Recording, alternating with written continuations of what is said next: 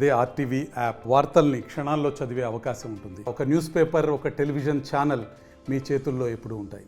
అనంతపురం జిల్లాలో ధర్మవరం పట్టణంలో ఉన్న చేనేత కార్మికులందరికీ చేనేత దినోత్సవ శుభాకాంక్షలు. రాష్ట్ర వ్యాప్తంగా ఎక్కడెక్కడ చేనేతలున్నా ఆ నేతన్న విగ్రహానికి ప్రతి చోట ఘనంగా చేనేతలందరూ గుర్తుపెట్టుకునేటట్టుగా ఈరోజు కార్యక్రమాన్ని చేపట్టడం జరిగింది రాష్ట్ర వ్యాప్తంగా. ఇందులో ముఖ్యంగా చేనేతలు పడుతున్న ఇబ్బందుల గురించి, ఏ రకంగా చేనేత రంగాన్ని మరింత ముందుకు తీసుకెళ్ళాలి అనే అనేక అంశాల మీద కూడా ఒక చర్చా వేదిక ప్రతి చోట జరుగుతూ వస్తుంది.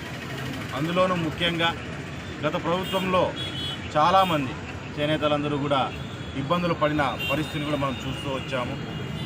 పేర్లకే సంక్షేమ పథకాలు పెడుతూ సంక్షేమ పథకాలని అమల్లోకి వచ్చేటప్పటికే చాలామంది చేనేతలు కాని వాళ్ళకే చాలామందికి న్యాయం జరిగింది, కానీ చేనేత కార్మికులకు చేనేతలకు మాత్రం న్యాయాన్ని చేసుకోలేకపోయిన పరిస్థితి కూడా గత ప్రభుత్వంలో చూసాం.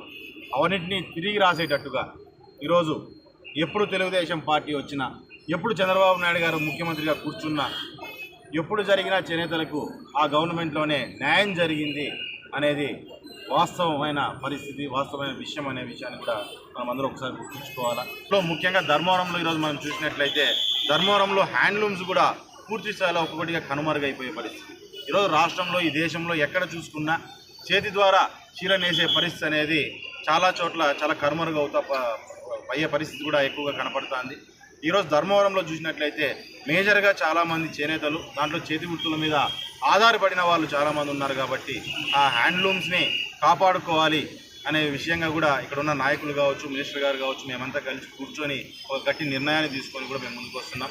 అందులో ఈ చేనేత కార్మికుల్లో ఈ చేతినేత ఎవరైతే వాళ్ళు ఉన్నారో వారందరికీ కూడా ఇప్పుడు టెక్నికల్గా కూడా వాళ్ళకు పని తగ్గించేటట్టుగా, అంటే పని బరువు ఏదైతే ఉందో దాన్ని తగ్గించేటట్టుగా చిప్ జాకార్డులను కూడా తీసుకొని రావాలని చెప్పని, దాని మీద మనం అంతా కలిసి పోరాటం చేయాలని చెప్పని ఈరోజు గవర్నమెంట్తో పాటు కలిసి ఆ పని సాధించుకోవాలని అందరూ కలిసి ఒక తీర్మానం చేసుకోవడం జరిగింది.